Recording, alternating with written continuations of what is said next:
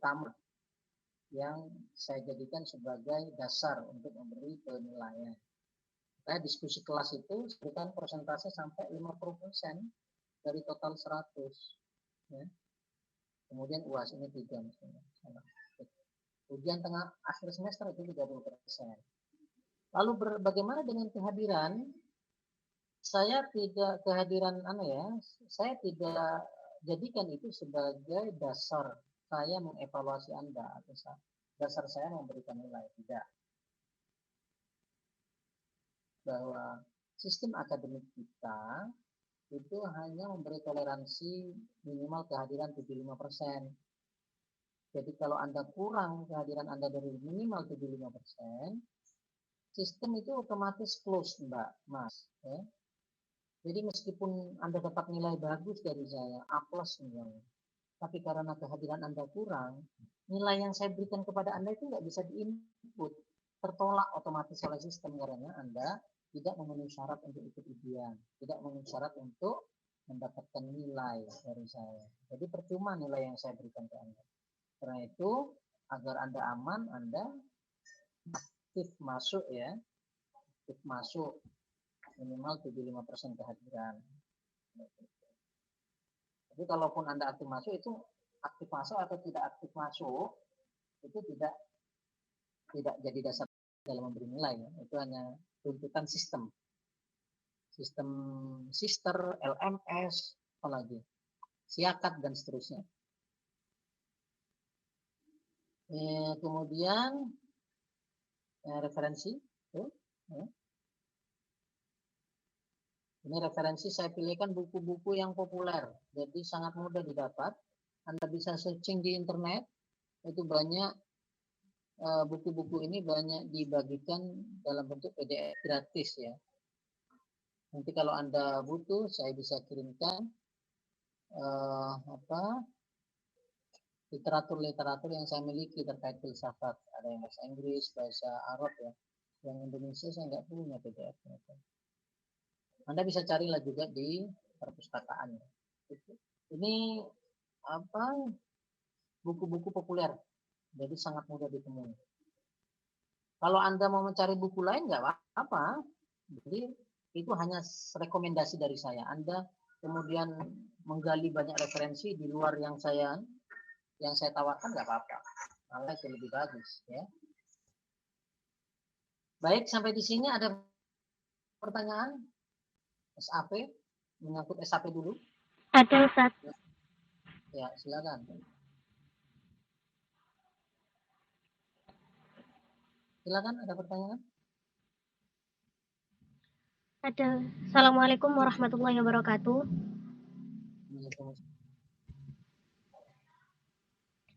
Nah, dalam pembelajaran filsafat ini tentunya kita tidak akan bisa lepas dari yang namanya berlogika, berpikir, dan bernalar. Nah, dalam ketika kita melewati proses tersebut, tentu terdapat beberapa tahapan-tahapan atau step-step. Nah, apakah yang ingin saya tanyakan, apakah ada pakem atau batasan-batasan tertentu dalam berpikir sehingga tidak akan terjadi yang namanya sesat nalar? Seperti itu, Ustaz. Jadi apakah ada ketentuan-ketentuan atau hal-hal yang membatasi agar kita itu tidak sesat nalar? Seperti itu, Ustaz. Baik, terima kasih Rosida, pertanyaan yang bagus. Saya jawab ya. Berpikir itu ada pakemnya, ada aturannya. Memang antar aliran itu berbeda-beda. Nanti kita akan pelajari itu. Di bagian apa tadi? Metodologi berpikir ya. Metode perenungan kefilsafatan kita akan belajar itu. Berbagai metode cara berpikir. Ilmu logika itu tidak tunggal, banyak aliran di dalamnya. Masing-masing aliran kefilsafatan itu mengajarkan logika masing-masing, kita sendiri-sendiri. Ya. Ada positivisme logis, ada positivisme, ada empirisme, macam-macam, banyak.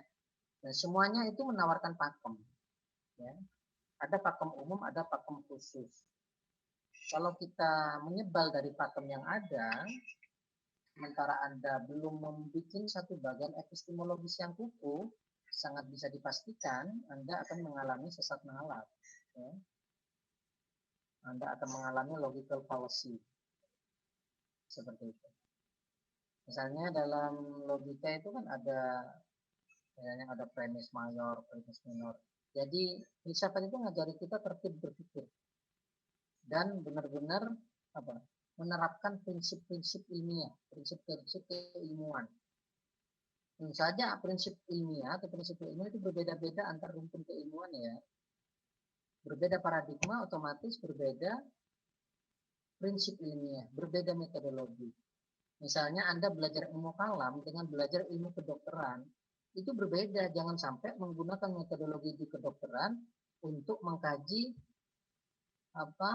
keesaan Allah, enggak bisa.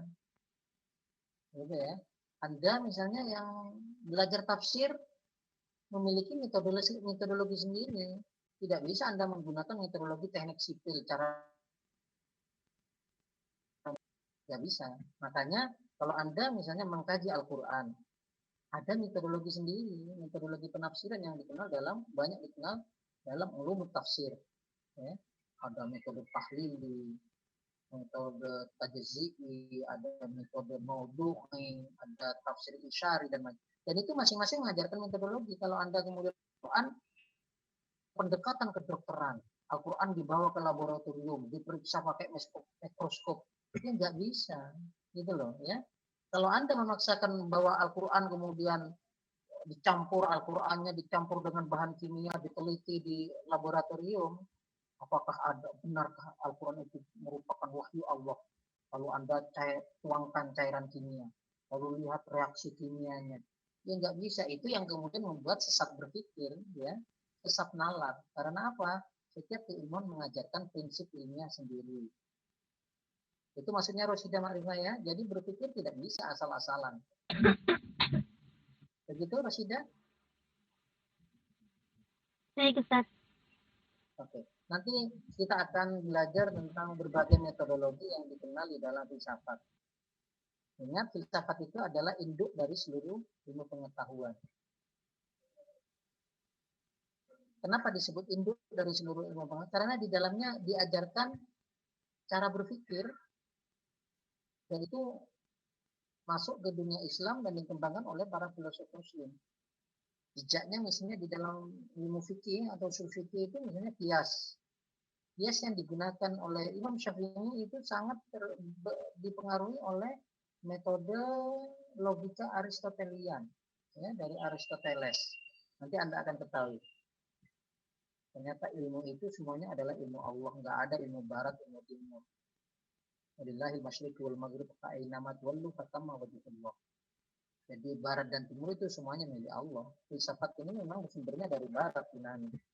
Tapi kemudian dibesarkan oleh Islam, lalu balik kembali ke barat, melalui Universitas Cordoba di Andalusia, lalu berkembang di barat, di timur malah ditinggalkan. Nah, perguruan tinggi keislaman kemudian sejak tahun 1960-an membangkitkan kembali, memasukkan kembali ke dalam kurikulum mata kuliah filsafat ini. Untuk apa? Untuk membangkitkan dinamisasi atau untuk mendinamisasi pemikiran keislaman lagi. Terutama di bidang sains, kita sangat tertinggal ya. Berubahnya YIN dari STAI, YIN ke UIN, itu inspirasi awalnya untuk membangkitkan peradaban Islam. Ya, biar tidak pikiran aja, tapi juga mampu melewati dinamika zaman, biar peradaban ini tidak dikuasai oleh peradaban lain, barat, kita hanya menjadi konsumen. Jadi begitu Mbak Rosida, jadi selalu ada pakem ya dalam berpikir. Masing-masing pakem itu berbeda-beda antar ilmu, berbeda paradigma, berbeda teori, metodologi, teman-teman. Rosida, ada lagi yang terkait SAP dulu ya? Menyangkut SAP ada pertanyaan?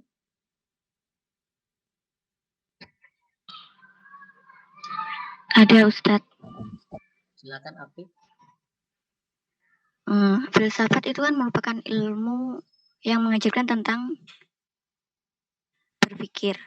Diperbolehkan untuk berbeda pemikiran. Terus kalau menentukan sebuah hasil. Nah, selama ini filsafat hanya pandangannya lebih ke alur berpikirnya. Terus kalau hasilnya itu untuk dapat menemukan hasil yang memang mungkin benar atau tengah-tengah atau hasil yang dapat diterima itu bagaimana gitu, Ustaz? Ya, maksud orientasi proses dan orientasi hasil itu hanya untuk kepentingan pembelajaran ini saja yang saya katakan itu ya. Jadi hanya untuk kepentingan pembelajaran ini. Jadi saya lebih mengutamakan orientasi proses daripada orientasi hasil. Untuk hasil Anda bisa berbeda pendapat dengan saya. Jadi nggak usah khawatir maksudnya. Nanti nggak lulus gara-gara berbeda pendapat dengan saya tentang satu topik tertentu. Enggak, jadi nggak usah khawatir. Kalau yang Anda tanyakan itu menyangkut hasil dan proses, tentu saja di dalam filsafat itu berkelindan ya, nggak bisa dipisahkan. Ya. Jadi hasil yang baik, hasil yang benar, hasil yang bermanfaat itu hanya mungkin diperoleh dari proses yang benar dan baik juga. Tidak mungkin ada hasil yang bagus dihasilkan dengan cara yang jelek, cara berpikir yang jelek. Nah, agar hasil bagus, agar hasilnya benar, ya, maka proses menuju ke sana juga harus benar. Ya, harus tepat. Harus menerapkan prinsip-prinsip ilmiah begitu. Ya, jadi filsafat bukan hanya fokus pada proses, tapi juga hasil. Ya. Berarti dalam logika sederhana yang paling populer misalnya mulai dari premis mayor. Ini kan kesimpulan dan prosesnya ini kan tepat. Karena prosesnya tepat, dari proses mayor ke proses minor, akhirnya hasilnya tepat. Misalnya, Anda bertanya, apakah fawaidul umum itu bisa mati? Terus saya jawab, iya, saya pasti mati. Gimana membuktikan saya pasti mati? Kan Anda tidak perlu menunggu saya mati dulu untuk mengakui kebenaran bahwa fawaid itu mati. Itu menggunakan logika positivis. Seperti yang dilakukan Aristoteles. Misalnya, semua manusia pasti mati. Ini premis mayor. Fawaidul umum manusia. Maka hasilnya, kesimpulannya, maka fawaidul umum pasti mati. Jadi kalau ada pertanyaan, apakah fawaidul umum bisa mati? Apakah kois bisa mati? Apakah korosida bisa mati? Iya, kenapa? Karena ketiganya itu manusia. Maka setiap manusia pasti mati. Kois, fawais, rosida itu manusia. Maka kois, fawais, dan rosida pasti mati. Nggak perlu Anda menguji, verifikasi. Benarkah kois pasti mati? Ditunggu kois. Malah Anda yang mati duluan. Ya? Seperti itu. Jadi proses yang baik itu menggaransi hasil yang baik. Ada ungkapan apa? Hasil tidak pernah mengkhianati proses ya. Jadi kalau Anda pengen ke Jakarta, maka tempuh cara-caranya, jalannya naik bus atau sepur atau pesawat yang menuju Jakarta. Jadi Anda dari Jember harus berjalan ke arah barat. Jangan naik mobil atau bus jurusan Denpasar atau jurusan Timur Leste. Anda nggak akan pernah sampai ke Jakarta. Seperti itu. Maka metodologi yang baik dan tepat sesuai dengan paradigma keilmuannya itu berpotensi besar untuk mengantarkan kita pada kebenaran, pada hasil yang baik. Demikian juga sebaliknya, kalau caranya salah, kemungkinan besar kita akan terjatuh pada kesimpulan yang salah. Dan di filsafat itu sangat menjadi kepedulian utama pengkajian kefilsafatan. Baik, begitu ya. Nanti untuk detailnya bisa kita diskusikan ketika kita sudah masuk materi. Insya Allah mulai minggu depan kita akan masuk pada topik pertama. Silakan dilihat di SAP. Topik pertama itu menyangkut definisi, tujuan mempelajari filsafat, cara mempelajari filsafat, dan macam-macam. Silakan baca berbagai literatur. Besok minggu depan langsung saya berikan masalah. Saya ajukan problem, kita diskusikan bersama. Jadi jangan berharap saya mengajarkan dari A sampai Z, mulai dari ta'rif, Ma huwal falsafah? Al falsafatu, ya misalnya Anda, ya. Jadi al falsafatul Islami, ya bukan.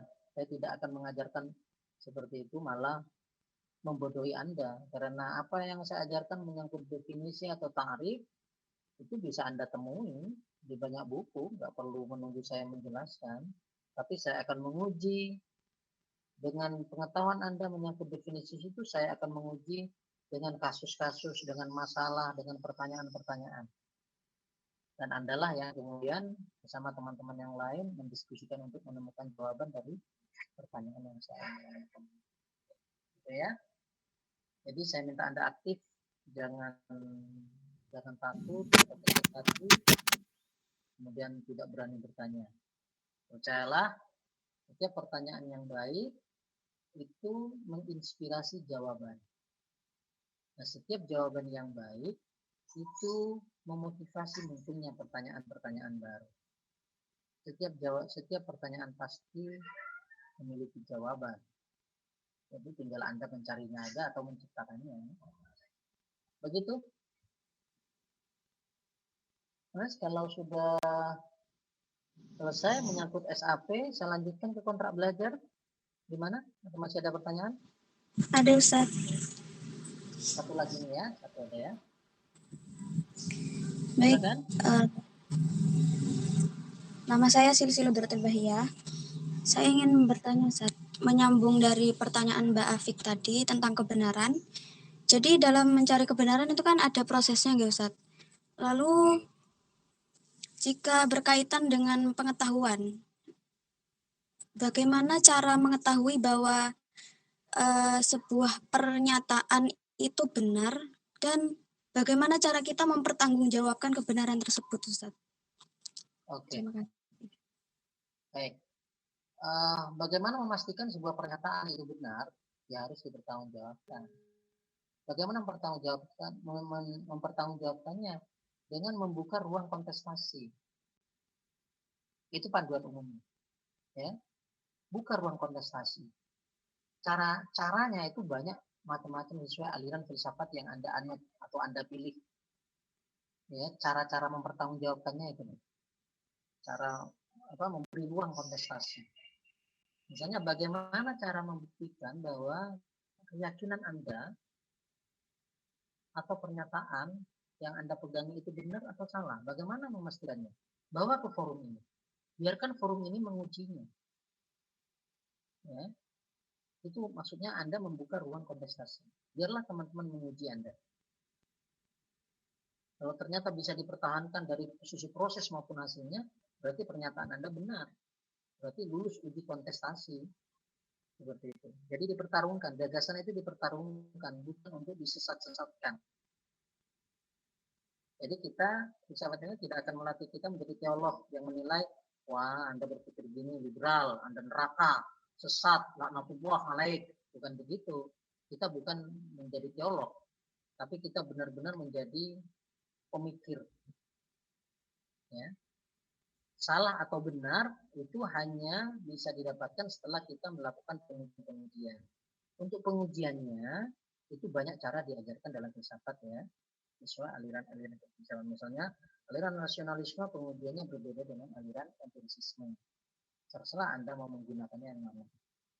Begitu Mbak ya. Jadi untuk memastikan apakah sebuah pernyataan itu benar atau tidak ya dengan mengujinya. Cara mengujinya memberi ruang sebebas-bebasnya kontestasi tadi. Caranya banyak diajarkan. Nanti kita akan belajar itu ya. Jadi jangan takut untuk apa misalnya kita meyakini sebuah kebenaran tapi kebenaran kita tidak pernah teruji. Ya. Jadi kalau ada orang kemudian tidak mempercayai apa yang kita percaya, ya tinggal dikontestasi aja, dipertarungkan, didialogkan, diperdebatkan. Misalnya Anda meyakini bahwa Allah itu ada, saya percaya Allah adalah Tuhan saya, makanya saya beriman pada Allah. Enggak usah marah kalau ada ateis datang kemudian mengatakan Anda menciptakan mimpi itu enggak ada, kalau memang Tuhan ada mana buktinya, mana wujudnya. Anda jangan marah. Kemudian Anda emosi menyumpah-nyumpahi dia, laknatullah, takbir Allah Akbar, itu bukan ruang kita. Ya. Ada ateis mendebat keyakinan keimanan Anda, itu kan menjadi besar, ya kan? Jadi bilatihi ahsan itu kan. Jadi Anda ajak dia diskusi, buktikan bahwa Tuhan memang ada. Bagaimana cara membuktikan bahwa Tuhan itu ada sementara dia tidak terlihat? Nah, ada cara-cara.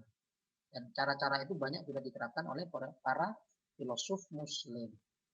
Ghazali, Al-Farabi, Ibnu Sina, dan macam-macam itu sudah membuktikan bahwa Tuhan itu ada tanpa menghadirkan Tuhan dudukkan di kursi misalnya. Enggak. Jadi ada caranya. Ya, begitu Mbak Sisilu. Baik. Jadi tetap semangat, nanti kita akan pelajari berbagai metode. Nah, kalau sesama Muslim enak, Mbak. Kalau Anda mengatakan sholat itu wajib. Apa buktinya? Sholat itu bisa mencegah kita dari perbuatan keji dan mungkar. Apa buktinya? Kalau Anda cuma memberi bukti,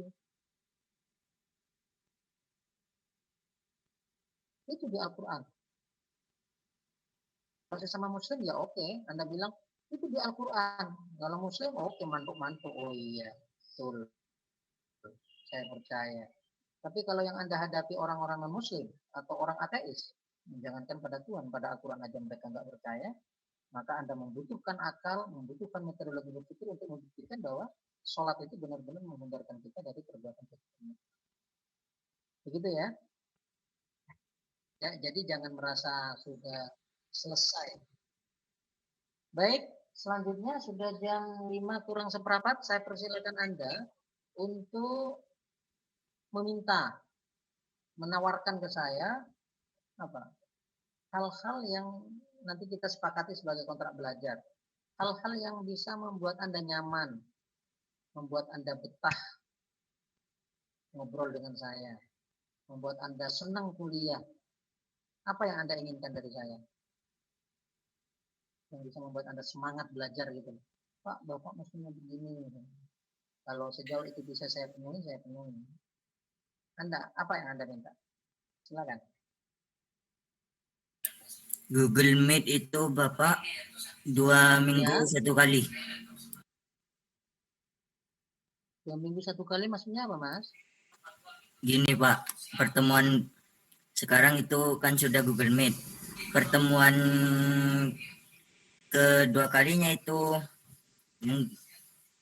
gimana ya Pak?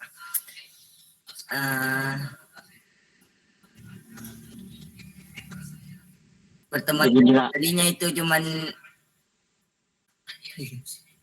membaca saja Pak, gitu Pak. Maksudnya membaca? Begini Pak, misalnya Pak, mungkin di Indra Pak, kita pakai Google Meet itu 2 minggu, 1 bulan itu 2 kali, terus 2 pertemuan itu kita berdiskusinya lewat WA Pak, lewat grup WhatsApp, begitu Pak. Kita kan ini pembelajarannya berpikir atau berdiskusi, jadinya ketika kita tidak menggunakan Google Meet, bagaimana kalau kita menggunakan WA Pak? Pertemuan ini pakai Google Meet, minggu depan pakai WA, seterusnya begitu Pak, selang-seling begitu Pak, maksudnya mungkin begitu. Kenapa? Kalau pakai WA secara tertulis maksudnya diskusinya? Itu kan cuman saran dari saya Pak, kalau seumpama sampean kurang enak. Kenapa saran Mas? saya. Kenapa? Enggak, saya ingin tahu alasannya kenapa. Ya gini Pak, soalnya jaringan apalagi di rumahnya saya Pak kurang stabil gitu Bapak. Oke. Nah, yang penting kan alasannya itu. Saya pikir Anda lebih suka ini, kenapa pakai WA? Anda lebih suka berdebat secara tertulis. Ya, kalau Anda sudah misalnya kaya dengan diksi, sudah terbiasa berpikir, berdebat secara tertulis itu menarik. Tapi kalau kita masih miskin diksi, terbatas nomenklatur, kurang bisa menyusun argumentasi secara tertulis, maka latihan yang utama adalah dengan ngomong dulu. Kalau sudah tertib berargumentasi secara lisan, biasanya orang udah mulai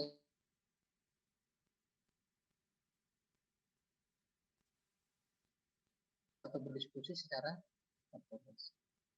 Oke, kalau persoalannya gini Mas, soalnya pertemuan melalui Google Meet atau Zoom itu tuntutan niscaya ya dari akademik. Karena itu saya gini saja, saya kepada Anda yang mengalami masalah di sinyal,